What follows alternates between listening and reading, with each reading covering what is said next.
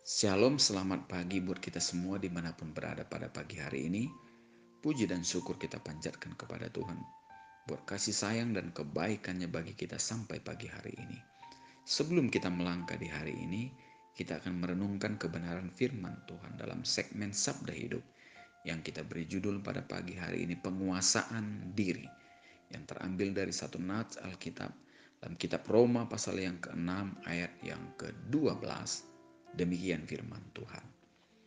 Sebab itu hendaklah dosa jangan berkuasa lagi di dalam tubuhmu yang fana, supaya kamu jangan lagi menuruti keinginannya. Saudaraku yang terkasih di dalam nama Tuhan Yesus Kristus, untuk dapat menguasai diri sendiri adalah pekerjaan yang tidak mudah. Walaupun dalam hati ada keinginan untuk melakukannya. Sebab dalam diri manusia terbangun dua sikap yang saling berjuang, yaitu yang baik dan yang jahat. Seperti dua sisi mata uang yang tidak terpisahkan. Bapak, Ibu, Saudaraku yang dikasih oleh Tuhan, kita melihat satu contoh Alkitab, yaitu Raja Saul. Raja Saul tidak mampu menguasai dirinya sehingga dia berusaha membunuh Raja Daud dengan berbagai-bagai cara. Begitu juga dengan Rasul Paulus. Rasul Paulus mengingini apa yang baik dia lakukan, tetapi yang jahat itu selalu ada menyerang dalam diri Rasul Paulus.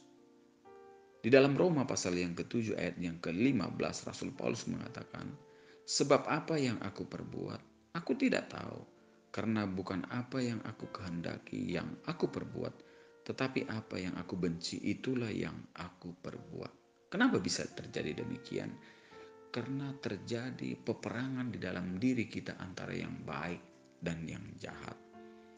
Itu sebabnya pada pagi hari ini, agar kita dapat menguasai diri dan menang atas setiap pergumulan kita, kuncinya adalah berjaga-jaga dan berdoa. Matius pasal yang ke-26 ayat yang ke-41 dikatakan, sebab roh memang penurut, tapi daging lemah. Dengan kekuatan sendiri, kita takkan mampu menguasai diri kita. Karena memang pada dasarnya daging kita ini sangat lemah. Oleh karena itu, kita harus membutuhkan pertolongan Tuhan dan Roh Kudus dalam hidup ini.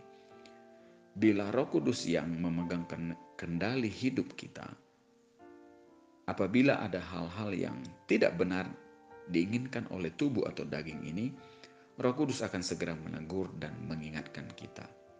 Setiap kali kita hendak melakukan perbuatan yang menyimpang dari kehendak Tuhan, sesungguhnya hati kecil ini sudah menegur, bahkan mengingatkan kita dengan Roh Kudus.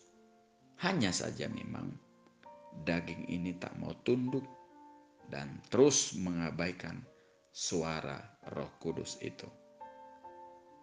Firman Tuhan di dalam Amsal pasal yang ke-25 ayat yang ke-28 mengatakan, orang yang tak dapat mengendalikan diri adalah seperti kota yang roboh temboknya. Artinya apa? Jika satu kota roboh temboknya, maka musuh-musuh akan gampang menyerang. Demikian juga dalam kehidupan kita. Apabila tembok rohani kita ini roboh, maka iblis akan gampang menyerang kehidupan kita.